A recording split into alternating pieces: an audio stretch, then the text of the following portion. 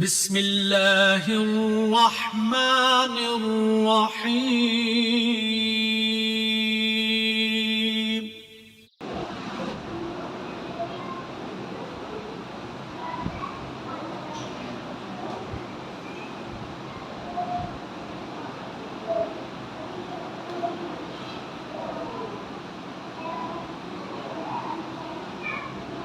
ان الحمد لله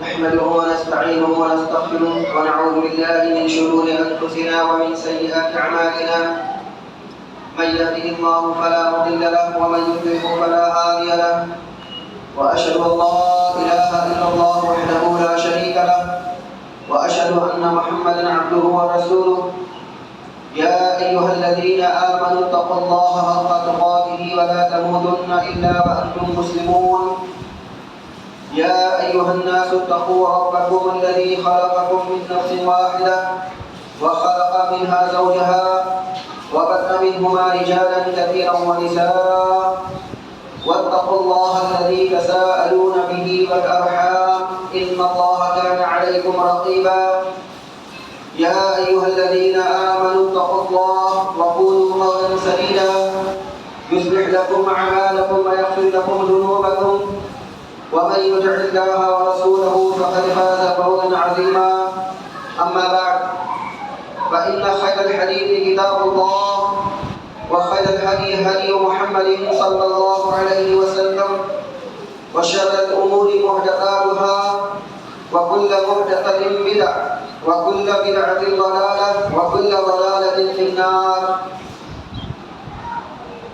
رب اشرح لي صدري ويسر لي امري واحلل عقدة من لساني يفقهوا قولي سبحانك لا علم لنا إلا ما علمتنا إنك أنت العليم الحكيم وتب علينا إنك أنت التواب الرحيم۔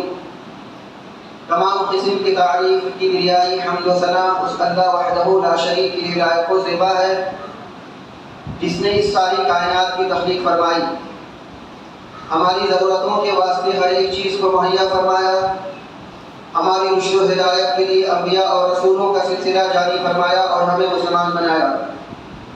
درود و سلام نازل ہو تمام انبیاء کرام علیہ الصلوۃ والتسلیم پر، خصوصاً امام کائنات امام الانبیاء افضل البشر خاتم النبیین شفیع المذنبین رحمۃ للعالمین محمد صلی اللہ علیہ وسلم پر۔ اللهم صل على محمد وعلى آل محمد كما صليت على إبراهيم وعلى آل إبراهيم إنك حميد مجيد۔ اللهم بارك على محمد وعلى آل محمد كما باركت على إبراهيم وعلى آل إبراهيم إنك حميد مجيد۔ معزز حاضرین جمعہ، عزیز بچوں، ہم بہت ہی بابرکت اور فضیلت والے ایام سے گزر رہے ہیں، کہنے کی ضرورت نہیں ہے، آپ سب کو اچھی طریقے سے معلوم ہے، علماء کی زبانی اور سوشل میڈیا کے ذریعے سے آپ تک یہ بات پہنچ چکی ہے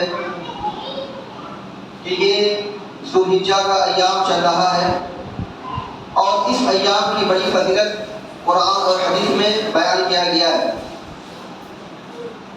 اس ایام کی فضیلت کے سلسلے میں ہمارے سامنے میں صرف ایک ہی بات ہے، وہ یہ کہ اللہ سبحانہ و تعالیٰ نے ذوالحجہ کے شروع کے 10 دنوں کی قسم کھائی ہے، والفجر ولیال عشر، قسم ہے فجر کی اور قسم ہے 10 راتوں کی۔ تو 10 رات سے مراد کیا ہے؟ ائمہ مفسرین نے ان 10 راتوں سے مراد ذوالحجہ کی 10 راتوں کو لیا ہے۔ تو بولا کہ جب اللہ سبحانہ و تعالیٰ نے ان 10 دنوں کی قسم کھائی ہے تو آپ اندازہ لگا لیجئے کہ ان 10 دنوں کی کتنی زیادہ اہمیت اور کتنی زیادہ فضیلت ہوگی۔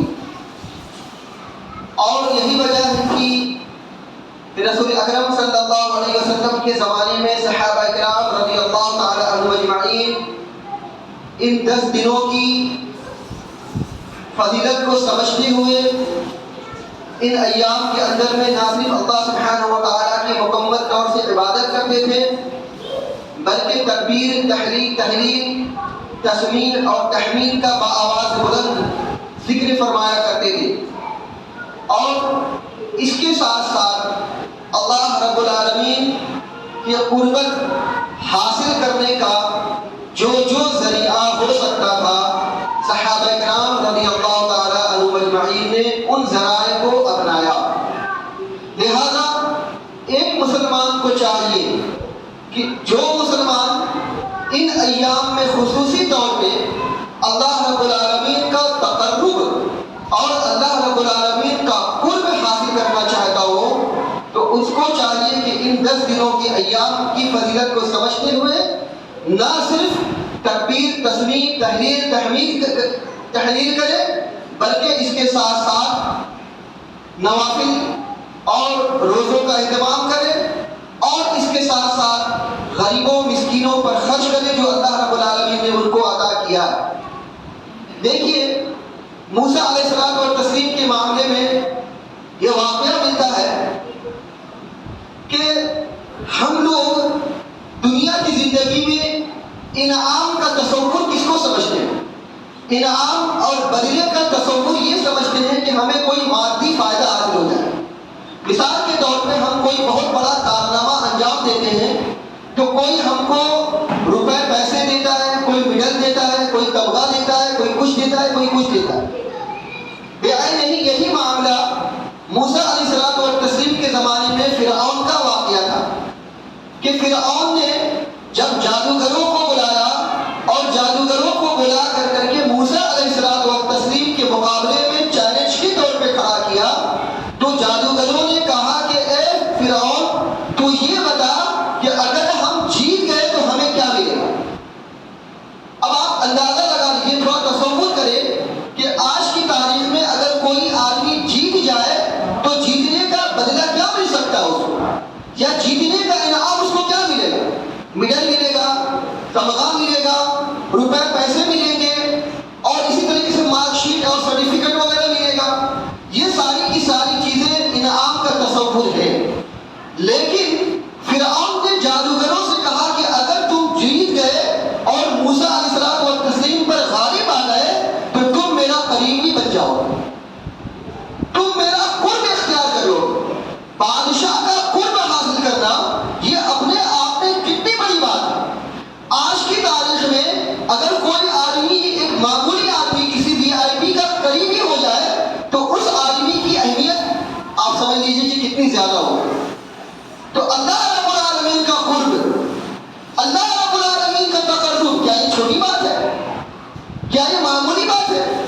ایک بندہ اللہ رب العالمین کا قرب حاصل کر رہا ہے، اس کے قریب ہو رہا ہے، سمجھ لیجیے کہ اللہ سبحانہ و تعالیٰ کے نزدیک اس کی کتنی زیادہ ویلیو اور کتنی زیادہ اہمیت ہوگی۔ بھلے سے دنیا کی زندگی میں کوئی اس کو معمولی سمجھے، کوئی اس کی حقیقت کو نہ سمجھے، لیکن قرآن اور حدیث میں ایسے شخص کی بڑی اہمیت اور فضیلت بتائی گئی ہے، اور اس کی اہمیت اور فضیلت کا سب سے بڑا معاملہ یہ ہے کہ وہ آدمی اللہ رب العالمین کا قریبی ہے، اللہ رب العالمین کا قریبی ہے۔ اور صحیح بخاری کے حدیث میں آتا ہے، اللہ تعالیٰ فرماتا ہے کہ جب میں بندہ میرے قریب بن جاتا ہو جاتا ہے، اور میں جب بندہ کے قریب ہو جاتا ہوں تو میں اس کا ہاتھ بن جاتا ہوں، میں اس کا کان بن جاتا ہوں، میں اس کا پیر بن جاتا ہوں، میں اس کی آنکھ بن جاتا ہوں، میں اس کے کان بن جاتا ہوں، یہاں تک کہ میں اس کے پیر بن جاتا ہوں۔ تو اتنا بڑا، اتنی بڑی فضیلت اور اتنی بڑی ویلیو ہے ایسے شخص کی جو اللہ رب العالمین کا تقرب حاصل کر لے۔ لہذا ان ایام کو آپ یوں ہی ضائع اور برباد مت کیجیے۔ جو اللہ سبحانہ و تعالیٰ نے آپ کو نوازا ہے اس نوازشات کے حساب سے اللہ رب العالمین کا تقرب اور قرب حاصل کرنے کی کوشش کیجیے۔ آج کے خطبے میں انشاءاللہ تعالی ہم اس بات کو جاننے کی کوشش کریں گے کہ ان ایام میں سب سے بڑا دن ہے اور سب سے عظیم دن ہے وہ قربانی کا دن، جس کو ہم لوگ یوم النحر کہتے ہیں۔ یوم النحر یعنی قربانی والے دن میں ایک بہت بڑی عبادت کو بجا لائی جاتی ہے، وہ ہے قربانی۔ قربانی ہر لوگ کرتے ہیں اور قربانی کے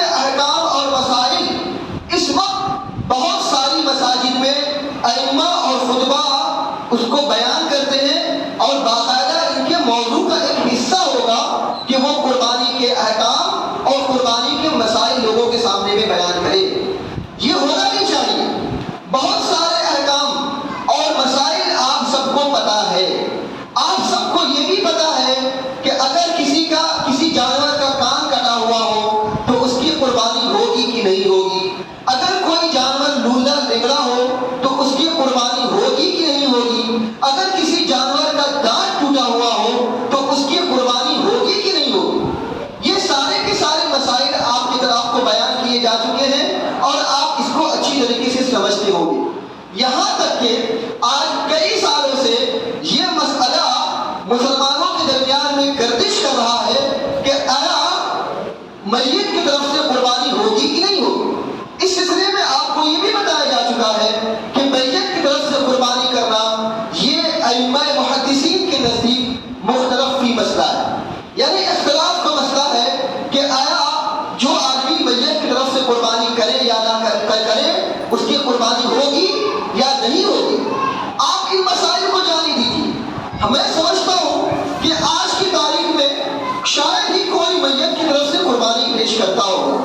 شریعت اسلامیہ نے ہماری اور آپ کی جتنی رہنمائی کی ہے اتنا آپ بجا لائیے. آپ ان مسائل کی طرف مت جائیے کہ آیا میت کی طرف سے قربانی کریں گے تو ہماری قربانی ہوگی کہ نہیں ہوگی. شریعت اسلامیہ نے ہمیں اور آپ کو جتنا مکلف بنایا ہے اتنا کر گزریے. مثال کے طور پہ اللہ کے نبی صلی اللہ علیہ وسلم نے فرمایا کہ تم اگر اللہ رب العالمین نے تم کو حیثیت سے نوازا ہے تو تم قربانی کرو. اور صحابہ کرام رضی اللہ تعالیٰ عنہ مجمعین کے زمانے میں صحابہ کرام رضی اللہ تعالیٰ عنہ مجمعین ایک بکری اپنے تمام گھر والوں کی جانب سے قربانی کیا کرتے تھے. اس کا گوشت کھایا کرتے تھے اور لوگوں کو کھلایا کرتے تھے, صدقہ کیا کرتے تھے. تو یہ ساری چیزیں حدیث کے اندر میں کھول کر کے بیان کی جا چکی. تو ہمیں مکلف یہ بنایا گیا ہے یا ہمیں اس بات کی تاکید کی گئی ہے کہ آپ قربانی کیجیے اپنی طرف سے اور اپنے گھر والوں کی جانب سے اگر اللہ رب العالمین نے آپ کو نوازا ہے. اب آپ کے پاس میں زیادہ حیثیت نہیں ہے تو آپ چھوٹے جانور کی قربانی کیجیے. چھوٹے جانور ایک جانور لائیے اور ایک جانور کو اپنی جانب سے اور اپنے تمام گھر والوں کی جانب سے قربانی کیجیے. اگر آپ بڑا جانور لانا چاہتے ہیں, اللہ رب العالمین نے آپ کو نوازا ہے تو ایک بڑا جانور لائیے, لا کر کے اپنی جانب سے اور اپنے تمام گھر والوں کی جانب سے قربانی کیجیے. اگر آپ حصہ دار بننا چاہتے ہیں اونٹ میں چاہے بڑے جانور میں تو آپ حصہ دار بنیے. ان تمام چیزوں کی باتیں اللہ سبحانہ و تعالیٰ نے اور نبی کریم صلی اللہ علیہ وسلم نے احادیث صحیحہ کے اندر میں کھول کر بیان کر دی. ان چیزوں کو آپ بجا لائیے. ان چیزوں کی طرف مت پڑیے یا ان چیزوں کی طرف مت جائیے کہ آیا ہماری قربانی ہوگی کہ نہیں ہوگی یا قربانی قبول ہوگی کہ نہیں ہوگی. ہاں, ایک بات جو بہت ہی ہمیں سمجھنے اور بوجھنے کی ضرورت ہے وہ یہ کہ قربانی کی اصل روح کیا ہے.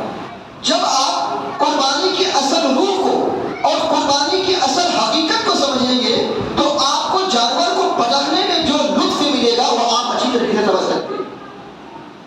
جو اللہ رب العالمین نے فرمایا قرآن کریم کے اندر میں لن ینال اللہ لحومها ولا دماؤها.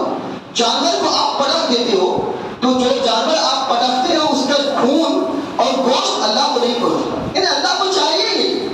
تم پٹخو نہ پٹخو, تم خون بہاؤ نہ بہاؤ, یہ اللہ رب العالمین کو منظور نہیں. یہ تو بس ایک روایت ہی ہے جو سنت ابراہیم کو زندہ کرنے کے لیے مسلمان کرتے ہوئے آئے اور قیامت تک کرتے رہے, مسلمان کرتے رہیں گے.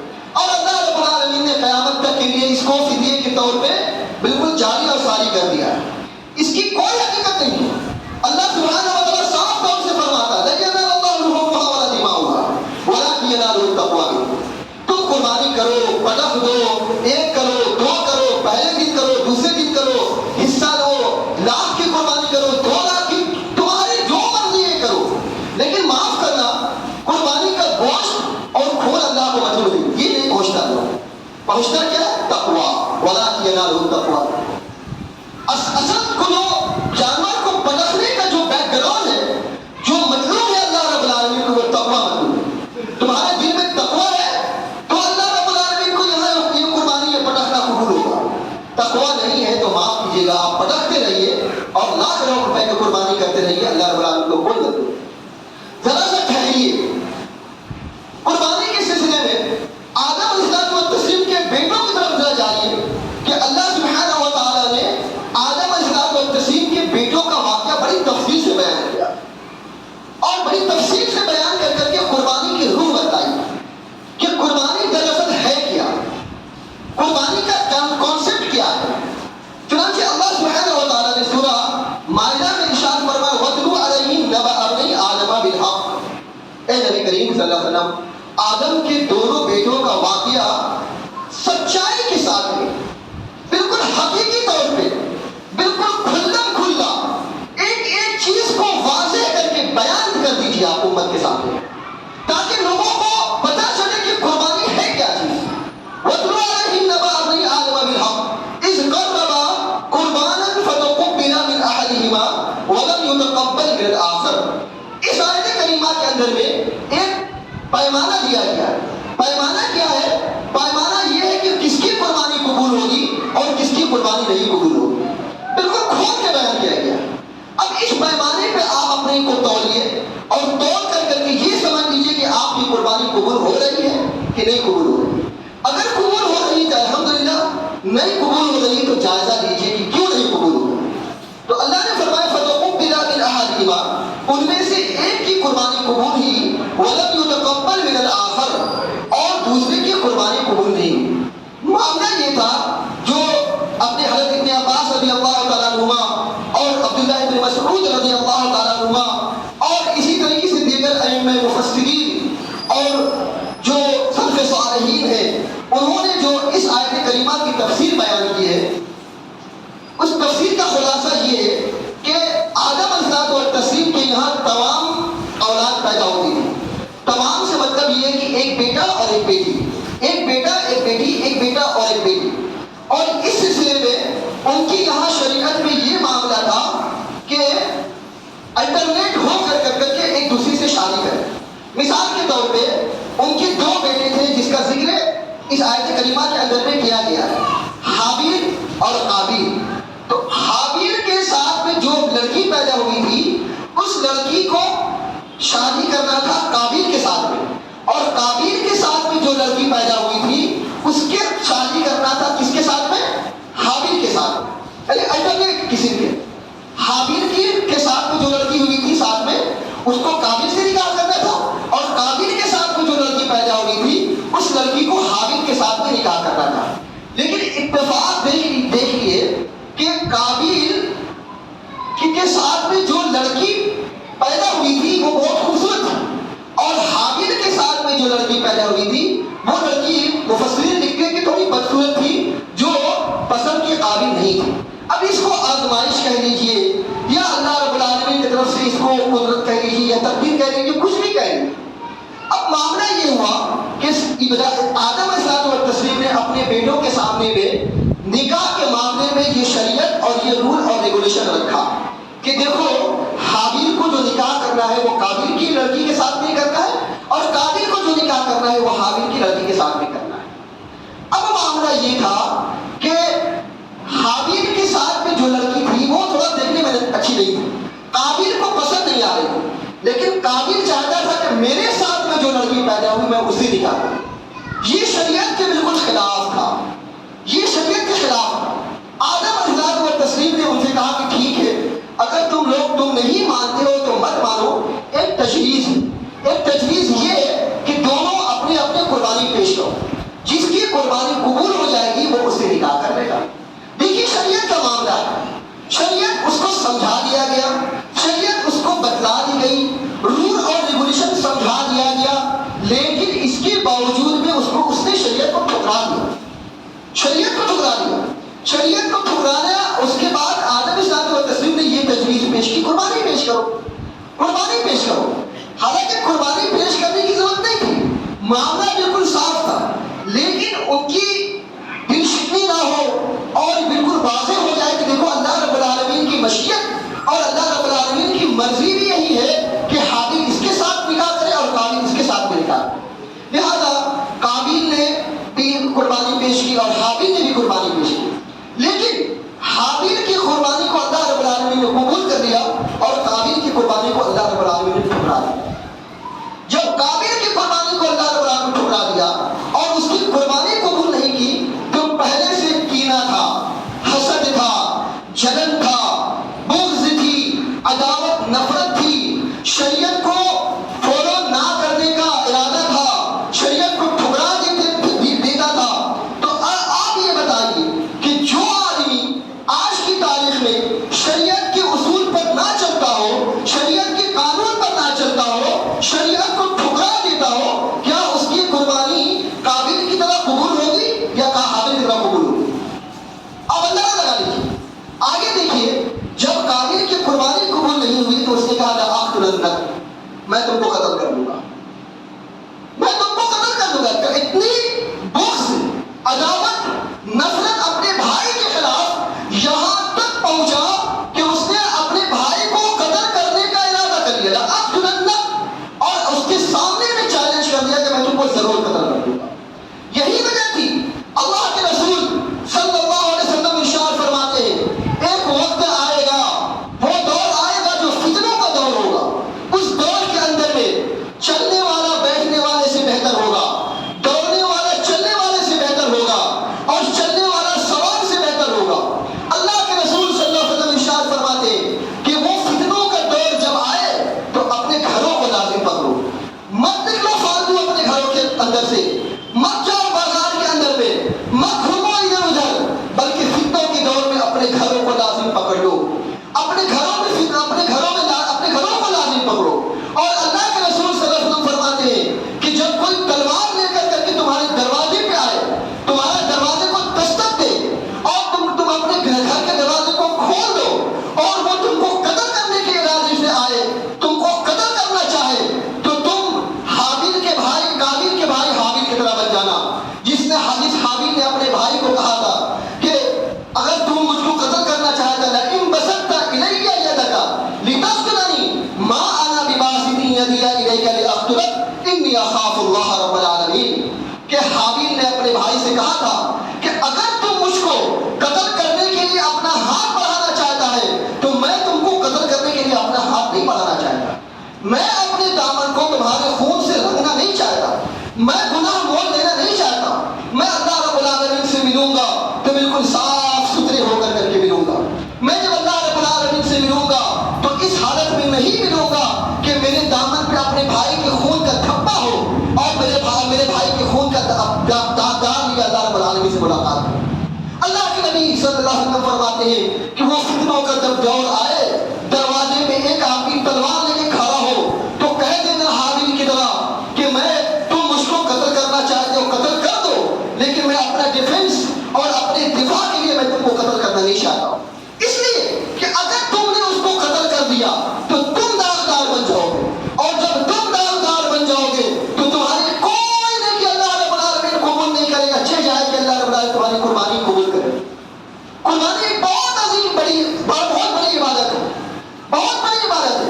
اللہ سبحانہ و تعالیٰ اس گناہ کے نتیجے میں چھوٹی چھوٹی بیٹیوں کو جب اللہ رب العالمین تمہارے منہ پر مار دے گا تو قربانی جیسی عظیم عبادت کا کیا حال ہوگا آپ اندازہ کریں۔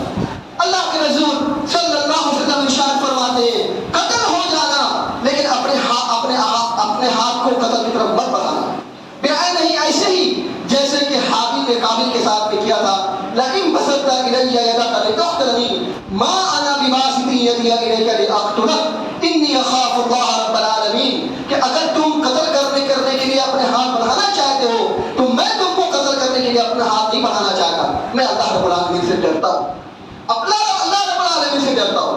معاملہ دیکھیے، معاملہ یہ ہے کہ آدمی جب قربانی کرے تو اس کے دل میں فسق نہ ہو، اس کے دل میں فجور نہ ہو، اس کے دل میں نفرت نہ ہو، اس کے دل میں بغض، عداوت، حسد نہ ہو اپنے بھائی کے خلاف۔ اگر اپنے بھائی کے خلاف ذرہ برابر بھی اس کے دل میں حسد، نفرت، بغض رہا تو معاف کیجیے، جیسا کہ قابیل کی قربانی قبول نہیں ہوئی تھی، اللہ سبحانہ و تعالیٰ ہمارے اوپر ہماری قربانی کو دے مارے۔ یہ قربانی کی اصل دو سمجھیے، کیا آپ اس مقام پر کھڑا کرنا چاہتے ہیں جس مقام پہ حابیل کو اللہ رب العالمین نے کھڑا کیا؟ اگر ہم اس مقام پہ کھڑے ہو جائیں جس مقام پہ آدم کے بیٹے حابیل تھے تو انشاءاللہ ہماری قربانی کو قبول ہوگی، ورنہ اپنی اپنی قربانی کا جائزہ لیجیے، اندازہ لگائیے اور معاف کیجیے۔ یہ ایک ظاہری قربانی کا معاملہ تھا۔ باطنی قربانی کیا ہوتی ہے، اس کا بھی ایک کانسیپٹ اللہ سبحانہ و تعالیٰ نے قرآن کریم کے اندر میں دیا۔ دیکھیے، آپ ایک جانور کو پٹخ دیتے ہیں، 2 4 6 ہٹے بالکل ہٹے کٹے آدمی کے طاقت کی مدد سے ایک بڑے جانور کو آپ پٹخ دیتے ہیں اور چند آدمی کی مدد سے اس کو ذبح کر دیتے، اس کا خون بہا دیتے۔ اللہ سبحانہ و تعالیٰ نے ایسا کیوں کرتے ہیں آپ؟ ایسا ہوتا کیوں ہے؟ پوری دنیا کے اندر میں چاہے جانور چھوٹا ہو چاہے بڑا ہو، چند آدمی کو مل کر کے ایک بڑے جانور کو پٹخ دیتے ہیں۔ ایسا ہوتا کیوں؟ ایسا ہوتا اس لیے ہے کہ اللہ سبحانہ و تعالیٰ نے ان تمام جانوروں کو ہمارے تابع بنا دیا ہے۔ اللہ سبحانہ و تعالیٰ نے ہمیں اس کو ہمارا مسخر بنا دیا۔ مسخر مطلب یہ ہے کہ اللہ نے اس کو ہمارے بس میں کر دیا۔ ہم کو اللہ سبحانہ و تعالیٰ نے اتنی سمجھ بوجھ، اتنی طاقت و توانائی دی ہے کہ چند آدمی مل کر کے ایک بڑے جانور کو پٹخ دے اور اس کا خون بہا دے۔ اللہ رب العالمین نے اس کو ہمیں تابع بنایا۔ اللہ رب العالمین نے اس کو ہمارا تابع کیوں بنایا؟ اللہ سبحانہ و تعالیٰ نے اس کو تابع اس وجہ سے بنایا ہے کہ ہم اللہ رب العالمین کے تابع اور فرما بردار ہیں۔ ہم اللہ رب العالمین کے حکم کے بس میں ہیں۔ ہم کو اللہ رب العالمین نے اپنی عبادت اور اپنی اطاعت و فرما برداری کے لیے مسخر کر لیا ہے۔ اللہ رب العالمین کے ہم مسخر ہیں، تابع ہیں اس کے حکم کے، تبھی جا کر کے اللہ رب العالمین نے اس جانور کو ہمارے تابع بنایا۔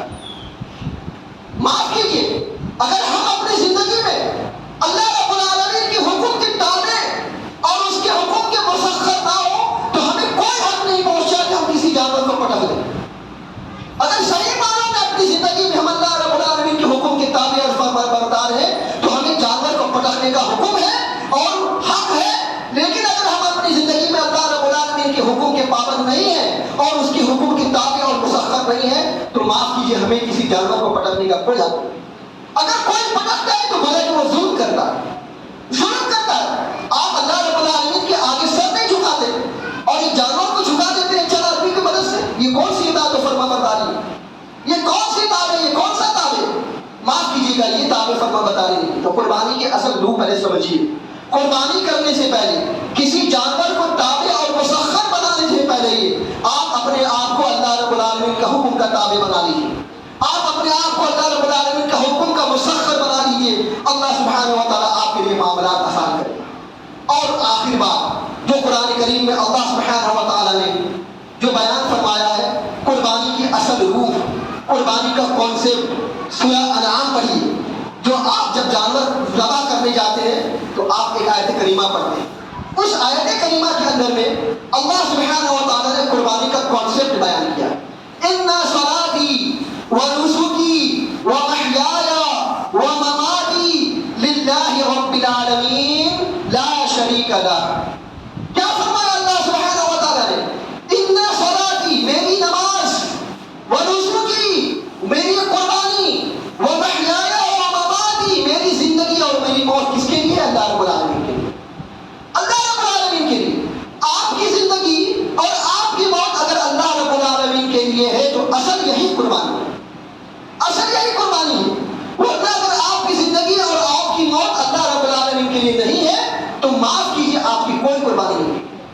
زندگی اصل یہی ہے، اصل زندگی یہی ہے کہ جو انسان دنیا کی زندگی میں آئے تو اصل زندگی جی کر کے اللہ رب العالمین سے ملاقات کرے۔ وہ کس کے لیے ملاقات کس کے لیے کی؟ اللہ رب العالمین کے لیے زندگی جی، مرے تو اللہ رب العالمین کے لیے مرے۔ آج ہمارا معاملہ کیا ہے؟ ہماری زندگی میں نماز نہیں ہے، ہماری زندگی میں نماز نہیں ہے، ہم اپنے گھروں سے چل کر کے مسجد تک نہیں آ سکتے۔ کون سی قربانی پیش کر رہے ہیں؟ یہ قربانی کا کانسیپٹ کیا ہے؟ صلاتی، میری نماز میں تھوڑی مشقت ہوتی ہے، گھر سے چل کر کے آنا پڑتا ہے۔ ٹھنڈ کے موسم میں نرم گرم بستروں کو چھوڑ کر کے ٹھنڈے پانی سے وضو بنانا پڑتا ہے، اندھیروں میں چل کر کے مسجد میں آنا پڑتا ہے۔ یہ قربانی آپ نے پیش کی ہے کہ نہیں کی ہے؟ اگر آپ نے یہ قربانی پیش نہیں کی تو آپ کو کوئی حق نہیں ہے۔ اِنَّ صَلَاتِي وَنُسُكِي، میری نماز اور میری قربانی۔ نسک کس کو کہتے ہیں؟ نسک کہتے ہیں کہ جانور کو ذبح کر کے اللہ رب العالمین کے لیے، اللہ رب العالمین کی को करीब होना, नुसुकी मतलब करीब होना, अल्लाह रब्बुल आलमीन का कुर्बत इख्तियार करना। आपने अपनी जिंदगी में अल्लाह रब्बुल आलमीन के कुर्बत इख्तियार करने का कौन कौन सा जरिया अपनाया है, कौन कौन सा रास्ता अपनाया? नहीं अपनाया तो माफ कीजिए, कुर्बानी करने का कोई हक नहीं। इन्ना सलाती व नुसुकी, आप देख लीजिए आपकी कुर्बानी कहाँ? अब ये जुमा की अजान के बाद लोग मस्जिद में तशरीफ ला रहे हैं, खुतबा चालू है, इमाम साहब तक मस्जिद में तशरीफ ला रहे हैं, जबकि हदीस में हुक्म है कि खुतबे से पहले पहले मस्जिद के अंदर में पूरी मस्जिद भर जानी चाहिए।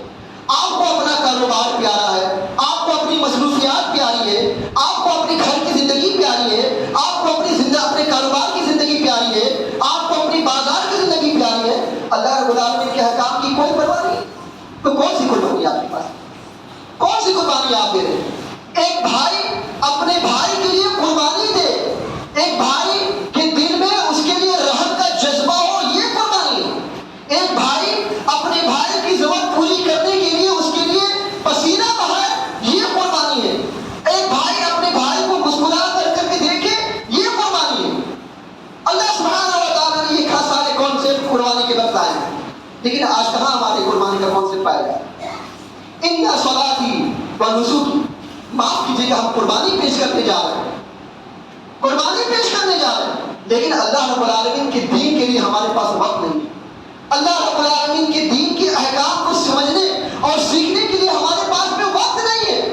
आपको बुलाया जाता है, अल्लाह सुब्हानहू व तआला ने इरशाद फरमाया कुरान करीम के अंदर में, वमिम्मन दआ इलल्लाहि व अमिला सालिहन व क़ाला इन्ननी व मन अहसनु क़ौलन मिम्मन दआ इलल्लाहि व अमिला सालिहन व क़ाला इन्ननी मिनल मुस्लिमीन। तुम में का सबसे बेहतर आदमी बात के एतबार से वो है कि जो लोगों को अल्लाह की तरफ बुलाए, अल्लाह की तरफ बुलाए। जो लोग अल्लाह रब्बुल आलमीन की तरफ लोगों को बुला रहे हैं और बुला करके उस पर अपना माल खर्च कर रहे हैं, अपना वक्त लगा रहे हैं, अपना जागर अपना जान को खपा रहे हैं, तो दरअसल यही लोग हैं जो कुर्बानी पेश कर रहे हैं। और आपको अल्लाह रब्बुल आलमीन की दीन की तरफ बुलाया जाता है और आप अपने कारोबार में मसरूफ रहते हैं। आप 5 मिनट 10 मिनट अल्लाह रब्बुल आलमीन की दीन के लिए आधा घंटा देने को लोग तैयार नहीं है। आपकी जिंदगी में कुर्बानी कहाँ कुर्बानी आपकी जिंदगी में? व ममाती लिल्लाहि रब्बिल आलमीन, मेरी जिंदगी मेरी मौत सब अल्लाह रब्बुल आलमीन की। ये असल कुर्बानी है, ये असल कुर्बानी है। ये अगर आपकी जिंदगी में कुर्बानी है तो माफ कीजिएगा, आपको कुर्बानी करने का हक हासिल है, खाने खिलाने का हक हासिल है। वरना माफ कीजिएगा, एक जानवर पर आप जुल्म करते हैं और जुल्म करके उसका खून बहा करके बस गोश्त खाते हैं और खिलाते हैं, कोई मामला है, कोई हकीकत इसकी नहीं है। अल्लाह सुब्हानहू व तआला ने साफ तौर से इरशाद फरमाया, इन्नमा यतक़ब्बलुल्लाहु मिनल मुत्तक़ीन, अल्लाह सुब्हानहू व तआला तक़वा वालों की कुर्बानी कबूल करता है। वलाकिन ला यनालुल्लाहु लुहुमुहा वला दिमाउहा वलाकिन यनालुहु तक़वा मिनकुम। अल्लाह सुब्हानहू व तआला को ना तो खून पहुंचता है ना तो गोश्त पहुंचता है, वलाकिन यनालुहु तक़वा मिनकुम। अल्लाह सुब्हानहू व तआला को चाहिए तो तुम्हारा तक़वा और तुम्हारी परहेज़गारी चाहिए। ये चंद बातें हैं कुर्बानी के ताल्लुक से, और बहुत सारी बातें हैं हराम और हलाल के ताल्लुक से, और बेनमाजी और नमाजी की कुर्बानी के ताल्लुक से। इंशाअल्लाह फिर कभी किसी मौके पे आपके सामने में बयान किया जाएगा, वक्त नहीं है, आप अंदाजा लगा लीजिए। बस आखिरी बात ये है कि अपने दिल को टटोलिए, अपने दिल को झंझोड़िए और इस आयत करीमा पे अपने आप को तौलिए, जिसमें अल्लाह ने इरशाद फरमाया, इन्ना सलाती व नुसुकी व महयाया व ममाती लिल्लाहि रब्बिल आलमीन। मेरी नमाज, मेरी कुर्बानी, मेरी जिंदगी और मेरी मौत सब का सब अल्लाह रब्बुल आलमीन के लिए है। अल्लाह ताला से दुआ है अल्लाह सुब्हानहू व तआला हम सबों को सही मानों में कुर्बानी की असल को समझने की तौफीक अता फरमाए। या आलमीन हम तमाम मुसलमानों को कुर्बानी की हकीकत और उसकी अफादियत को समझने की तौफीक अता फरमाए। या आलमीन हम तमाम मुसलमानों को सही मानों में अपनी ज़िंदगी में कुर्बानी पेश करने की तौफीक अता फरमाए। या आलमीन हमें जो बीमार हैं उन्हें शिफा कामिला आजिला अता फरमा, जो परेशान हाल हैं उनकी परेशानियों को दूर फरमा, जो कर्जदार हैं उन्हें कर्जा अदा करने की तौफीक अता फरमा। या आलमीन जो अपने बच्चे और बच्चियों के रिश्ते के मामले में परेशान हैं, या आलमीन तो उन सबको रहमत की उन सबको अपनी रहमत में शामिल कर ले। या आलमीन मुसलमान बच्चे और बच्चियों की हिफाजत फरमा। या आलमीन दुनिया के अंदर में जहाँ जहाँ कहीं मुसलमान परेशान है, या आलमीन उन सब की मदद फरमा। या आलमीन हमारे मसाजिद, हमारे मदारिस, हमारे उलमा, हमारे अइम्मा, हमारे हुफ़ाज़ और हमारे दुआत की हिफाजत फरमा। या आलमीन जब तक हम जिए किताबुल्लाह और सुन्नत रसूलुल्लाह सल्लल्लाहु अलैहि वसल्लम पर अमल करते हुए जिए। اور جب ہمارا خاتمہ ہو انہی دونوں پر عمل کرتے ہوئے ہمارا خاتمہ ہو. اقول قولی ھذا واستغفر اللہ لی ولکم ولسائر المسلمین وآخر دعوانا الحمد للہ رب العالمین.